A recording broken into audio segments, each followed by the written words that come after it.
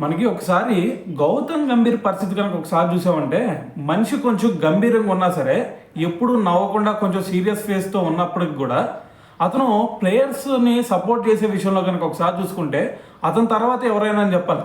ఎందుకంటే అంతకుముందు ఆల్రెడీ మనం సూర్యకుమార్ యాదవ్ కెప్టెన్సీలో సంజు శాంసన్ని ఏ విధంగా బ్యాకప్ చేశాడు అనేది కూడా మాట్లాడాం. ఏమన్నా అప్పుడు మనకి T20లో 3 డక్అవుట్లు అయ్యాడు సంజు శాంసన్. 3 డక్అవుట్లు అయిన తర్వాత మనోడు డిప్రెషన్లోకి వెళ్ళిపోయాడు. అరే ఏంద్ర ఇలా జరుగుతుందని చెప్పేసి అప్పుడు గౌతమ్ గంభీర్ స్వయంగా సంజు శాంసన్ దగ్గరకు వచ్చి ఎందుకు నువ్వు బాధపడుతున్నావు, 3 డక్అవుట్లు అయ్యావు అంతే కదా, ఒకటి గుర్తుపెట్టుకో నీలో టాలెంట్ ఉంది, సో అది ఎక్కడికి పోదు, నువ్వు 3 డక్అవుట్లు కాదు 20 డక్అవుట్లు అయ్యేంత వరకు కూడా నిన్ను టీంలో నుంచి పక్క దీను.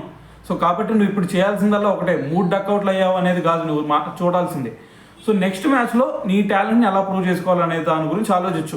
20 మ్యాచ్ల దాకా నీకు టైం ఇస్తున్నాను, 20 మ్యాచ్ల్లో నిన్ను నువ్వు ప్రూవ్ చేసుకో అని చెప్పేసి ఒక సపోర్ట్ ఇచ్చాడు. అంటే అప్పటికి ఆ 3 మ్యాచ్లు డక్అవుట్ అనేది పక్క వెళ్ళిపోయింది. సో దాని తర్వాత దాంతో సంజు శాంసన్కి ఆత్మవిశ్వాసాన్ని కూడా పెంచేశాడు దీంతో. సో మరి ఇటువంటి కోచ్ కంటే ఇంకా బెటర్ కోచ్ ఎవరు కూడా దక్కడనే చెప్పాలి. అయితే దాని తర్వాత ఈ విషయం మాత్రమే కాదు, రీసెంట్గా మనకి ఇంగ్లాండ్ సిరీస్ జరిగింది కదా, ఇంగ్లాండ్ సిరీస్లో కూడా మనకి కరుణ్ నాయర్ స్ట్రగుల్ అయ్యాడు గుర్తుందా. మరి కరుణ్ నాయర్ మొత్తం చూసుకుంటే 8 ఇన్నింగ్స్లో కేవలం 205 రన్స్ మాత్రమే చేయగలిగాడు.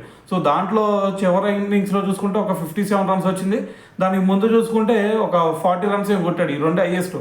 అయితే ఇటువంటి స్ట్రగుల్ అవుతున్నా సరే కరుణ్ నాయర్ దగ్గరకు వచ్చి ఇదే గౌతమ్ గంభీర్ అతన్ని బ్యాకప్ చేశాడంట. సో నువ్వు ఎటువంటి బాధపడాల్సిన అవసరం లేదు, సో నిన్ను నువ్వు ప్రూవ్ చేసుకోగలుగుతావు అని చెప్పేసి మళ్ళీ బ్యాకప్ చేశాడు. సో ఇటువంటి కోచ్లు ఉండటం ఖచ్చితంగా ఇండియా చేసుకున్న అదృష్టం అనే చెప్పాలి.